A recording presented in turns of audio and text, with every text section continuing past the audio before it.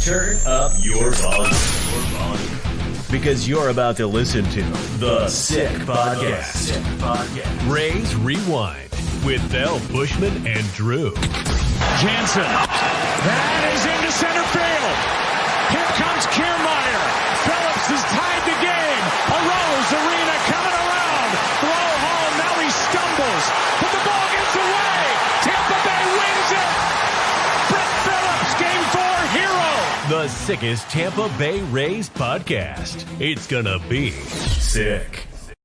Welcome back in, everybody, to the Rays Rewind podcast, the sickest Tampa Bay Rays podcast on the Sick Podcast Network. It has been way too long since we have seen you all, and well, that's because there's been nothing going on until the past couple of weeks because it is the off season. Baseball season is over, but as always, there are off-season things to talk about, especially with the Rays, with Trop and tickets and off-season moves, which everybody on Twitter and X seems to bitch and moan about, even though these are necessary moves to be made. But welcome back in, everybody. You can follow us at our YouTube page at the Sick Podcast Rays Rewind, and also on Twitter as well.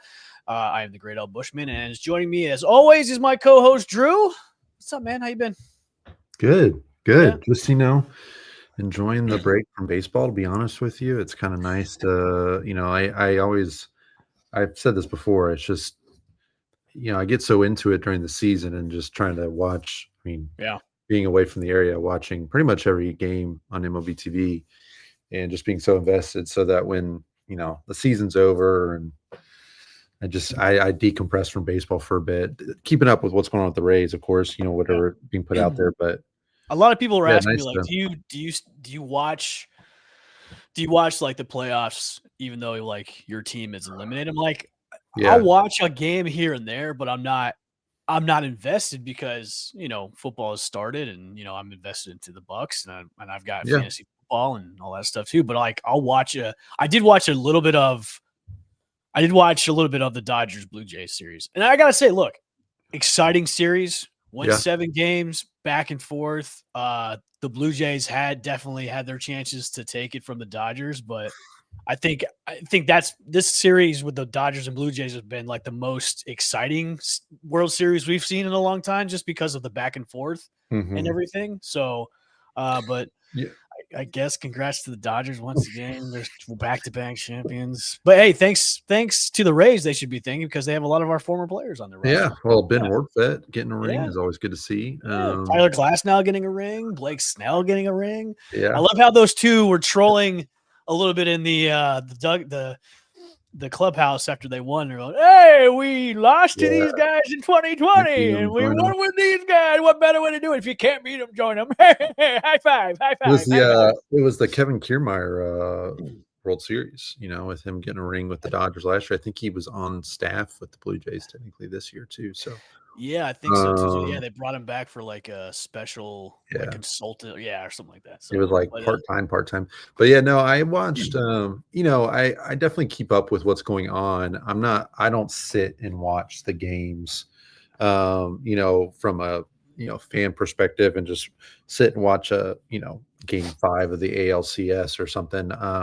Maybe just check in here and there. I didn't watch any of the World Series until I think the 8th inning of Game 7. Oh, really?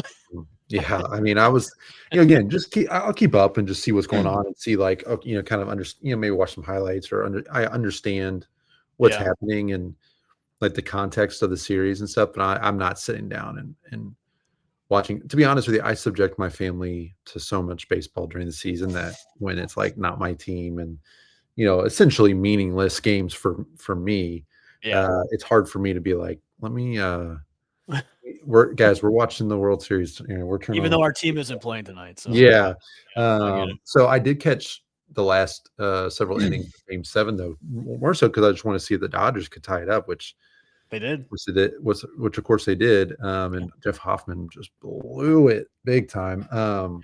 So it was really entertaining. I didn't really care who won, to be honest with you. I'm so like anti-AL East when it's not the Rays.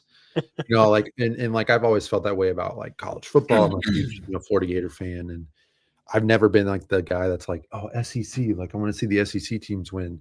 I'm the same way too as well, because I have like Vanderbilt or something like that. I don't want to see Georgia or Alabama or these other teams. So I didn't really want to see the Blue Jays win. I'm there with you because I have a friend that I went to high school with. He's from Toronto, so he's a huge Toronto Blue Jays fan.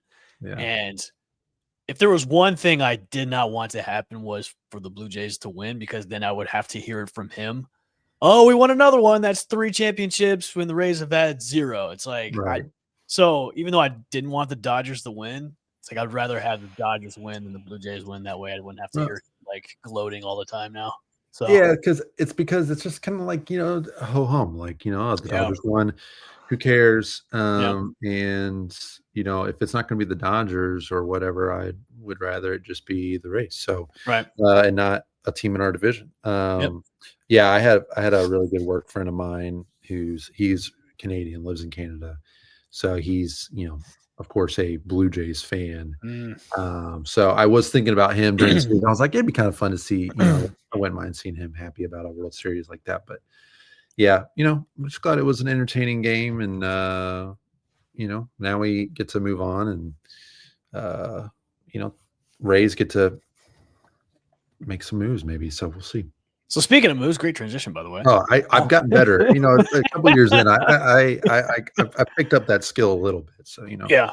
So the Rays made some moves past couple weeks. And more than fact, I think last week was a lot of the moves they did after the season was over.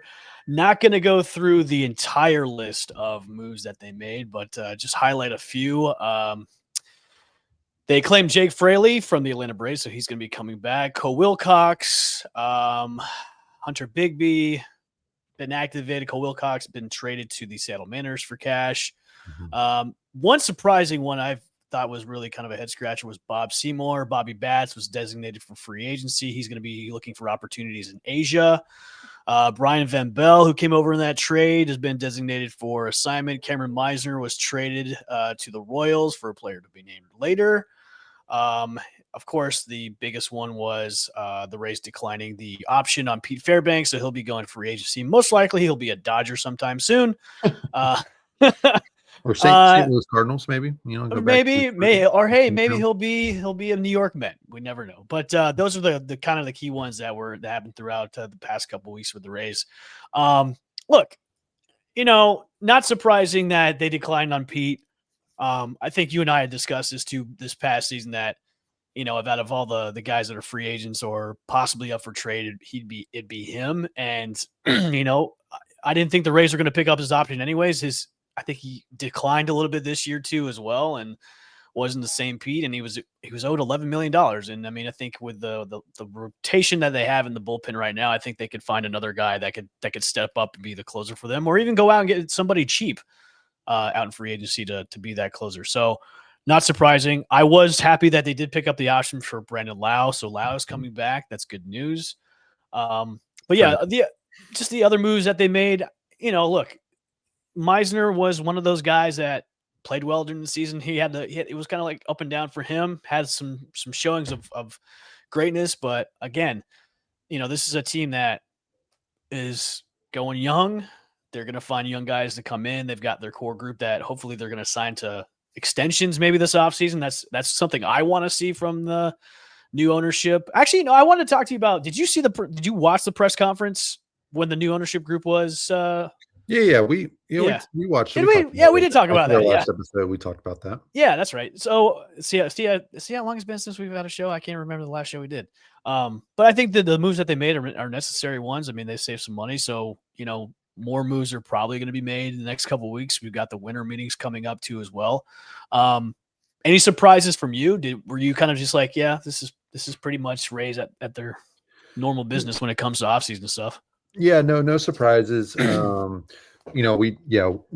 been saying Brandon's option was going to get picked up for months. I mean, not that we had any inside knowledge, but just his production. He had a great season, and he was one of the players that benefited the most from being at Steinbrenner, of course. But still, so he was always set up to have a good year at that park. But he stayed healthy.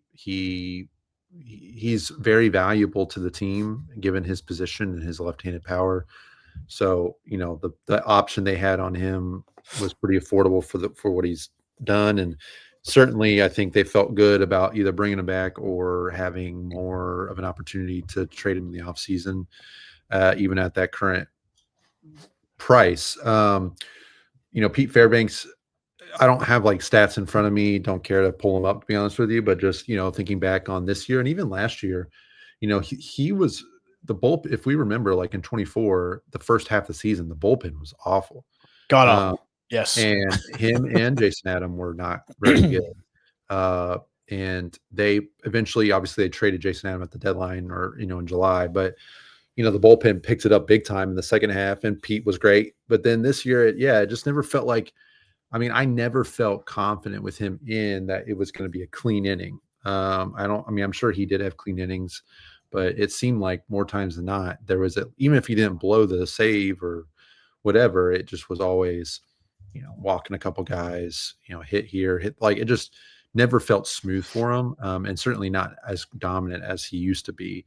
So I think for me, it was the right move. Especially since he had gotten the escalators to go up to 11 million from, I think, what it was, like 7 million. Mm-hmm. I think I'm most disappointed because of how it ended up playing out. I feel like I wish they just would have traded him last in 24 when they had, apparently they had. Yeah, because the value of where he was at last year was greater than it was this year. Now, not saying his value wasn't good this year, but yeah, I think they could have gotten. Yeah, in hindsight, 2020. I think we expected more from the Rays this year, so having him at the back end was a part of that. Mm-hmm. So it wasn't like it was like, oh man, they should have gotten rid of him. But just with how everything played out, I wish they could go back and say, yeah, let's go ahead and trade him to a team and get a good prospect haul for him. Just because I feel like he added a whole lot over the last year and a half. But not surprised, and yeah, like you mentioned, I'm sure they could have options. I think. Griffin Jacks. Yeah, they're. I like Jacks at the closing position. I want to clarify one thing. I think I said Brian Van Bell was DFA'd. He was not. He's been sent back to Durham, by the way. Yeah, I think they outrighted him. Yeah, they outrighted him. Yeah, but like Jacks could be the closer, I guess. I know they talked maybe about transitioning him back to a starter. Well, there's also talk about maybe when Manny comes back, possibly him or maybe Baker. Baker as the closer. Mason Montgomery's got the stuff for it. It's just, it's like one of those question marks where it was like he should. What would you think about Boyle as the closer? It's possible. I don't know if they want to give up on him being a starter yet, though. That's the issue. Right. They really only had him for a season, and he wasn't even with the team for that whole year. So he was ultimately kind of thrust into that rotation anyways because of just the injuries that we had to deal with. Right. But that's a good thing though. There's so many options that it's just that in the bullpen that you can kind of play around with it just to see who can step up. I like Jacks, to be honest with you. I think him now being with the team now for an offseason to be acclimated with the pitching staff, I think he would be kind of like the guy that's maybe the closer and just that could be in that. He's got the stuff. I think it makes the most sense. I think it could depend too, like if they feel really confident in Shane being part of the rotation, like maybe they don't feel as needed to have Jacks try to transition to be a starter. I don't know. He would make the most sense because he's closed before, and had experience doing it, and he's been good at it. So yeah, I don't know. I think the other interesting thing from all these moves is like someone like Cameron Meisner. So, during the season, it's like he's this great center fielder defensively, and he was such a valuable asset for the Rays when he was up playing because, he was hitting for pop a little bit.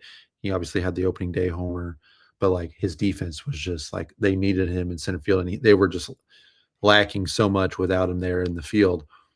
And it's like you kind of get a sense for how the Rays really value the players in moves like this because they essentially designated him for assignment and then traded him for nothing, or whatever, cash or player later.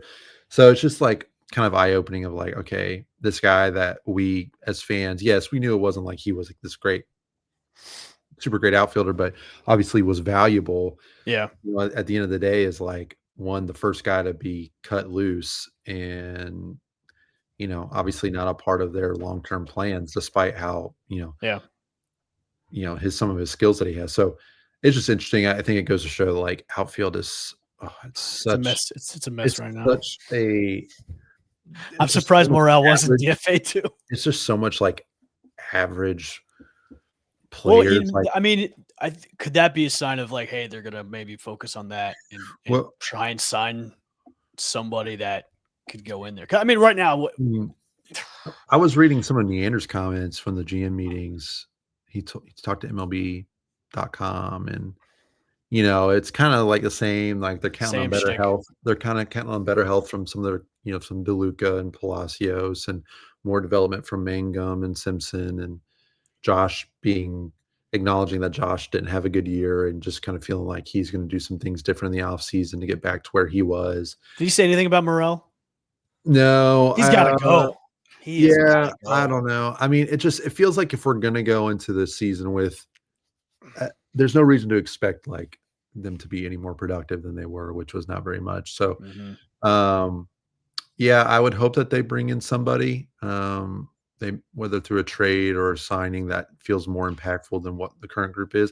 I don't think that the group they have guys that can be valuable. I mean, I think we've seen Chandler make some strides in the field. His arm's terrible, but like he can make plays, and obviously he was much stronger coming back from AAA after he got sent down, on base, stealing. Like he can be valuable in the lineup, but like he just can't be like the guy in the outfield. Like we've got to have other options in the outfield that are just more impactful from a hitting and fielding standpoint.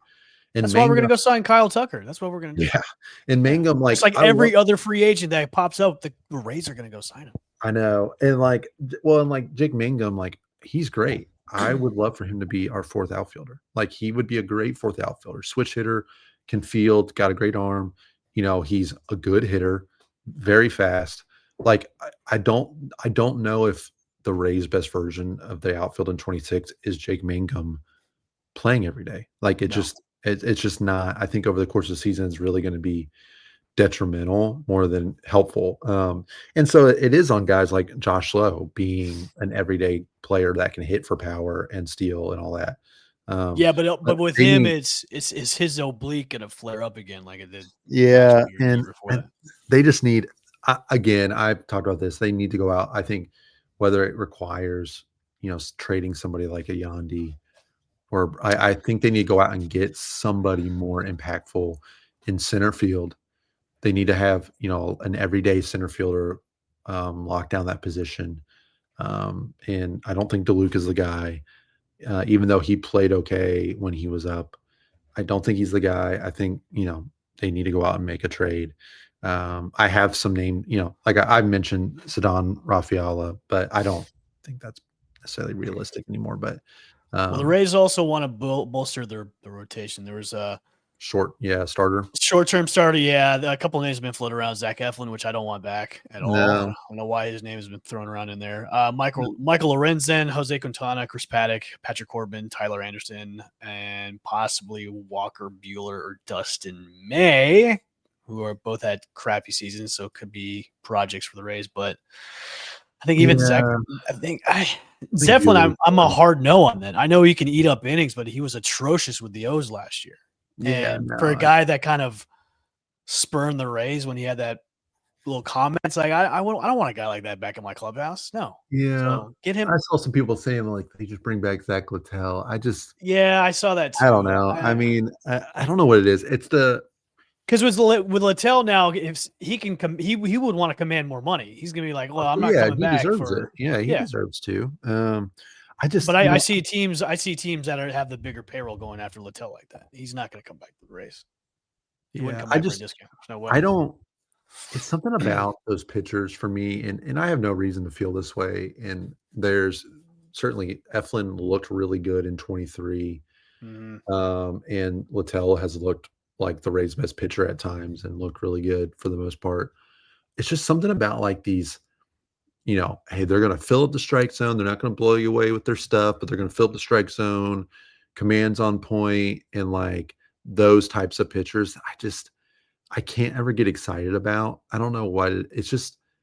They have to. To me, they have to go after a couple veteran arms that can eat up those innings. I just don't. It's just those types of pitchers always make me. It just feels like the margin of error is so small that Well, to me also too, that level of ageness too is like, okay, they could break down at any second and then you're screwed again for the rotation. But Eflin's got some like chronic back issues that always derail him. I'm done with him. He can go. I don't want him back. None of those names you mentioned really. I mean, Michael Lorenzen looked okay, but like Michael Lorenzen's name has been floating with the Rays past couple seasons, and with him, he's not the same as he was in 23. No, I would be okay with Dustin May just because he's a little younger and he has looked really good before. You feel like maybe the potential there because I think he had some like esophagus thing that happened that was really strange that kept him out for a long time. But I think he had Tommy John too. So you just don't know what he's going to get. But I feel like the potential on him would probably be a little higher than all the other guys. But if you sign him for cheap, I would say there's an upside to it. If you sign him for cheap, like don't go throw out, hey, I'm going to give you like $5 to $8 million for this 1 year. I'm going to give you maybe a couple mil, and then you can come in as like our fourth or fifth guy. But I'm not throwing any kind of like big money to go attract him, even though he came after his season last year was just not great at all. Yeah. So, I mean, that's the thing is just there's no one out there that really would excite me. I don't think. No. It would have to be something where it'd have to be off of a trade. They're going to have to prove it. They're going to have to prove it in spring training to get me excited, or they'd have to go out and get creative and via trade. And that's the thing is that's how I kind of feel. Outside of like the young guys that came through, Caminero, Aranda, and obviously like Carson Williams being a part of that. There's nothing about the current group or really even any realistic free agent opportunities that like excite me. So it just feels like unless the Rays get creative with trades this offseason, not that I'm not going to be optimistic because I always end up being optimistic come opening day, but there's not like, I don't know, there's not a whole lot of excitement. I mean, I guess Shane being back would be one thing, but trade him, and obviously Caminero, but I don't know. It feels like it's going to be one of those. I've said this before on their show. I'd say when he gets healthy, you trade Shane. Yeah, there's just no one is going to come and fight me, Rays fans. Come and fight me. I know there's a lot of you on Twitter right now. Come and fight me. There won't be a single person out there being like, the Rays are a playoff team in 26.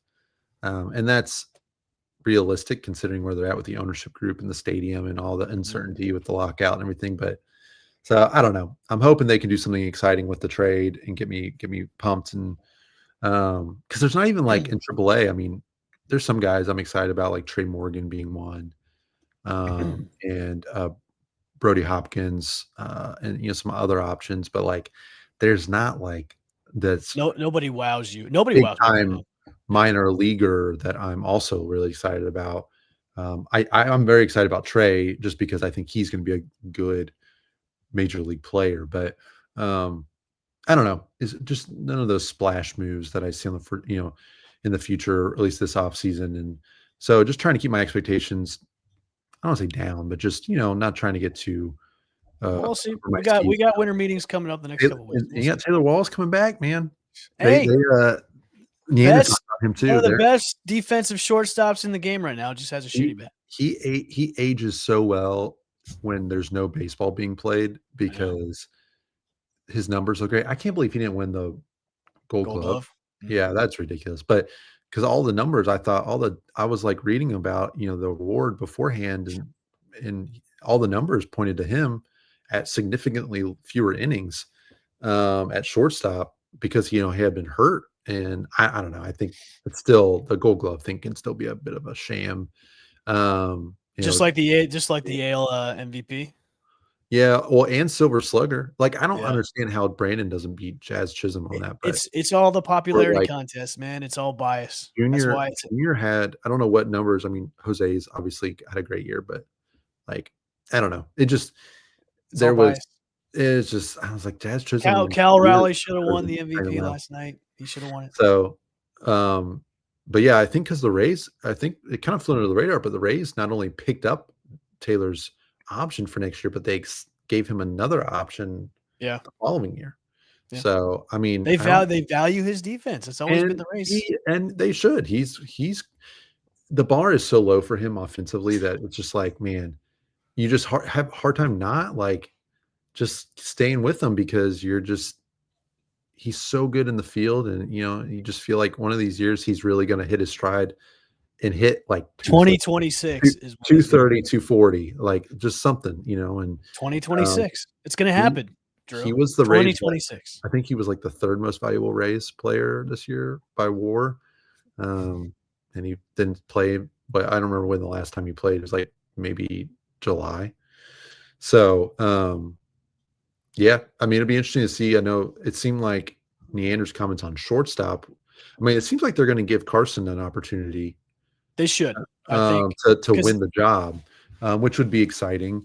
But I think regardless if Carson wins it or not, like Taylor's going to be a focal point. He's going to retire a Ray. So probably you might retire that number right next to number 3. Longo's. Yeah, Longo. That's just going to be in July. I think that's going to be. So let's talk tickets. Let's talk the Trop. Yeah. Tickets went on sale this week for single game tickets for Tropicana Field, which is ahead of schedule right now, according to Colleen Wright of the Tampa Bay Times. Panels are almost up. I actually was in St. Pete a couple weeks ago. Went by the Trop. It's looking pretty good on the outside. I went to their pop-up shop, which is right across the street, right next to Ferg's too as well, which you can kind of preview the new things that are be going into Tropicana Field, which is new seating for the premium seats, new video board, sound system coming in. I know they're starting to clean up everything inside the Trop to make the experience more fan-friendly. Ken Babby was at Ferg's the other night, hyping up the crowd, talking to them about the Trop. Tickets did go on sale, which is good. $10 tickets are back for every home game. Ticket prices went down 15% compared to last year, which is even better too as well. I think actually it's 2024. Back when is it? Like when they were at the Trop. That's right, 2024. I'm sorry. So yeah, ticket prices have gone down. $10 tickets are back. I'm excited for it. Trop is almost done. I think what's great about it is it's, they have confirmed it is going to happen. They're going to be back April 6th against the Cubs. And, hopefully with the new ownership group in, the attendance will be better. Yeah. than it has been in the past when the old regime was here. But yeah, I think, it's funny. I think you're going to get, I'm excited to go back to the Trop. That's the thing. I'm excited to go back.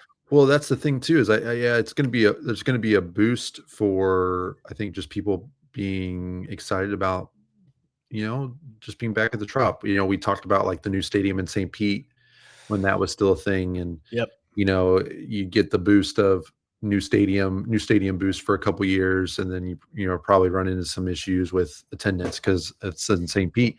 I think this year, especially, I think you're going to see, I mean, I don't know how long it lasts, but I think you're going to see for a little while, like people just being nostalgic, if you will, about like coming back to the Trop. And I know that sounds weird because that puts the Trop in a positive light, but like, I think there's a large section of Rays fans that, love going, like, I mean, I was one of them. Like, I love watching baseball games there, and I realize it's not a great stadium, whatever. I understand. I'm not saying it's like you got to rank it in the top tier of stadiums in the Major League Baseball, but like I'm glad new ownership has come in and saying, hey, we're going to make some significant upgrades.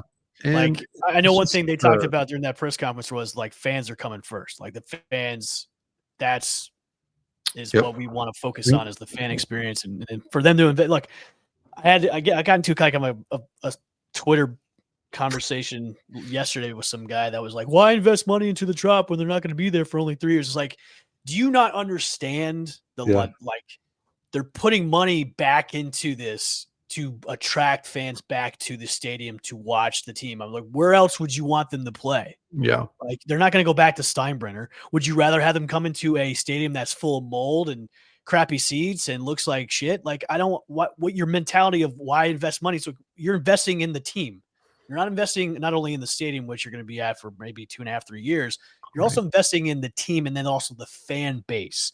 Like that fan base, that's what you want to go to the next stadium, is that fan base that comes to the Trop to come back and see their team play. Like for somebody to say, "Why invest that money?" It's like, apparently you're not in business at all, because I guess you don't know what investing is. Got to spend money to make money. Yeah, you got to spend money to make money, and that's what they're doing. And I love the fact that new ownership is coming in and they're doing all these things. Now, look, everything is all hunky dory right now with this ownership group. Right now, they're hyping up the team and investing money into the Trop and making sure that the fans go back. But hopefully this keeps going and they find a site, which I hope is going to be locked down in the next few months, because their ambitious 2029 site, that's pretty ambitious. For only being about 2.5 years away from where they want to be. So lots of cool things coming up for the Trop. I like the BOGO idea. I do too. I like that. Opening day is almost sold out. I looked at it today. Really? Yeah. That's great. It's so funny because they were so late on the tickets, on single game tickets last year because of they were, at this point last year, right? It was like, where are they going to play their games, stuff like that. So it feels like it was so quick this time around. Like when I got that email about the pre-sale, I was like, I can't believe it. Like single game tickets already. It's November.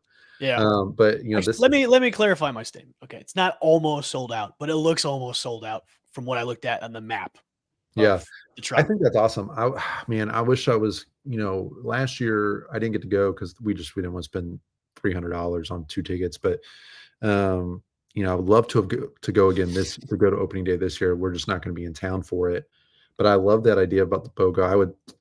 If I wasn't doing if I was in the area still and I wasn't doing like a season ticket package of some sort, I would absolutely be taking advantage of the BOGO deal. Yeah, I'm looking at it right now. Is that if you buy tickets to opening day, or is it if you buy tickets to like the opening series? So the sale only goes on this week, and it's for the opening week games, like opening day games. So like Cubs and Yankees, right? Yeah, I think so. And that's the BOGO. Look, I'm looking at the map right now for opening day. Like almost all of right field is sold out. Left field's almost sold out. Behind home plate is basically sold out. Yeah. The only sections that aren't sold out are the ones in the corner, and that's pretty much it. Now, I know there are some people saying that party deck and upper deck haven't been opened yet, but I think that's because the work is still being done on that. I did tweet out that they're reserving the party deck for memorial sites or, a fan experience to honor Stu Sternberg and Vince Naomi, which I was totally joking on and just trolling every people on Twitter, by the way. So if you believe me, then I feel sorry for you. So I was wondering if they haven't announced anything about the upper deck being open. No, not yet. Not yet. Which to me, I don't think they're going to open the upper echelon. I don't think they're going to do it. I think they could.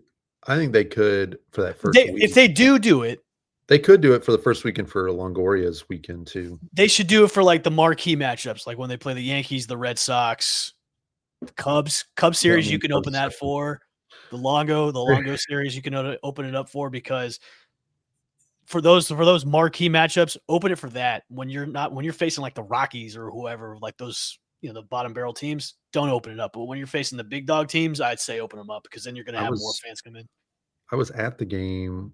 I don't know if it was the last game they did it for, but when they opened the upper deck for that Yankee series in 23, I sat in upper deck. Actually, man, I was so used to sitting in the outfield. That's where we always sat, and we just did the upper deck that game because we didn't have tickets anymore. And it was the Longo thing. It's the last weekend before the All-Star break. It's in July 10th, right? 12th. Yeah.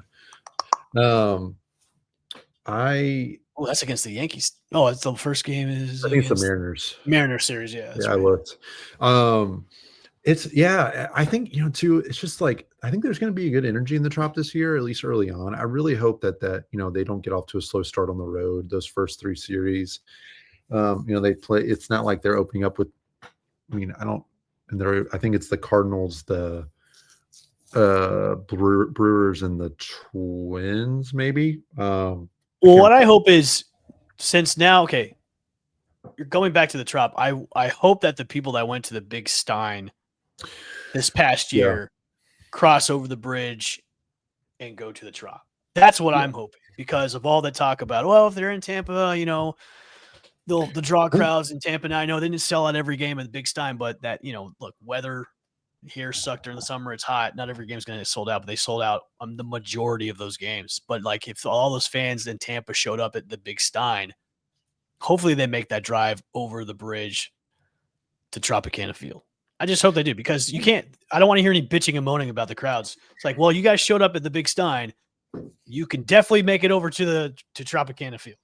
Yeah, it's going to be. I think there'll be good energy, at least in the first half of the year. And then if they're winning, they'll be definitely. Well, I think there was such a fatigue with Steinbrenner as the season went on last year. I think a lot of the fans embraced it. It was great weather, and then they went through that horrible losing streak, I don't know how many months. It felt like a month and a half, where they just couldn't win at Steinbrenner at all, and it was hot and it was just miserable. And I think the fans just kind of got fatigued by the stadium, and we're happy to see that be done. And I think there's just going to be, like I said, say what you will about the Trop, I think there's going to be a lot of nostalgia there, and a lot of relief for being back. I think it felt like by the end of the season, it was like, man, all right, we can't wait to be back at the Trop. And you kind of felt that for the players too, like, with the wind and all this stuff, all the elements and the lights and everything. Like, just the heat in general, man. Like, the Trop's got its own issues, but like, you'd rather have that over the course of the season. And I think the pitchers too. Like, I don't know. It's just it'll be good to be back, and I wish I could be there for opening day. But I love what the ownership's doing. I mean, Kim Babby, we've said, I think our initial impression of him from the press conference is I think he seems like a really great fit to be like the public face of the ownership group to the fans, right? As the CEO. Yeah. He's the fan guy. He's got a lot of energy, and he seems like he means it, right? Mm-hmm. It's not just, a bunch of BS. And, I love that he went to Ferg's for an event, whatever, just to meet fans and talk, and like, love that. And did Stu Sternberg do that? And you heard like nothing but good things, like, about him and his teams that he ran in the minors, and from a fan experience perspective. So I like the steps that they've taken so far. And I think they did some like seating upgrades. And I also like the fact that they've been consulting with like the minor league, like team, like the stadium, like how they're bringing in fans, like what can we do differently for this major league team about what you guys are doing in the minors to make it more entertaining, more fan friendly. Like that's what I like too. Like, they're going in, they're actually like doing their due diligence about making it like the fan experience. Now, you don't have to go over the top like the Savannah Bananas or anything like that, but make it to where the fans are just having a great time, and it's a good spot to take the kids and go watch a good baseball game, and make it interactive and make it fun. So I like the fact that they're doing that.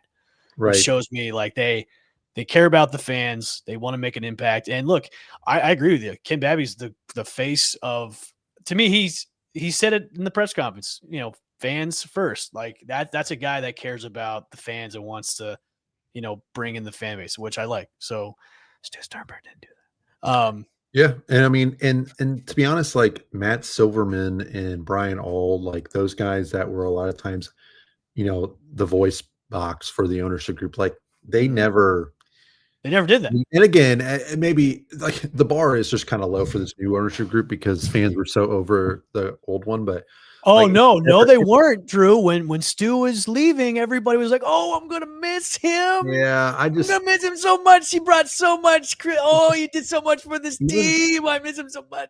Babby just different energy, and I think he's going to be a much better communicator to the fans than what we had previously. Again, it's early, and lots of mistakes can be made between now and opening day or over the next few years, especially when it comes to the stadium. But I mean, I'm nothing but encouraged, and I just want there to be excitement about the team. And I know that starts with the ownership group, and I like what I've been seeing so far and it doesn't matter. Like if Kim Babby's out there, rah guy, and he's doing a great job of, being that face. Like, I don't care if I don't hear from Zalewski or the other guy. I don't think Zalewski wants to. I don't think he wants. No, he doesn't want to. He doesn't want to be out there. I mean, like, and that's fine. Like, as long as you got somebody, and it doesn't feel like that they're operating at in a shadow. I'm just I'm optimistic about it. So we'll see what happens. I'm not expecting, we'll obviously talk about any offseason moves that happens, trades, signings, whatever. But yeah, seems like right now it's kind of same old for the Rays on the field. But that's okay. We got some exciting pieces, and Caminero is going for that 50, second team All Pro season next year. Second team All Pro. I know. He's awesome. Right. Yeah. All right, guys. Well, thanks for joining us for an episode of the Rays Rewind podcast, the sickest Tampa Bay Rays podcast on the Sick Podcast Network. We'll see you guys here and there once things come down even more. Like, I'm sure we'll hear some stuff during the winter meetings that are coming up in December. So just make sure to follow us on Instagram, also on the YouTube page at the Sick Podcast Rays Rewind. We'll see you next time on the Rays Rewind podcast. Peace. And that's a wrap. Hope you don't miss us too much until next time. Follow the Sick Podcast Rays Rewind with Bushman and Drew on YouTube, Google Play, and Apple Podcasts.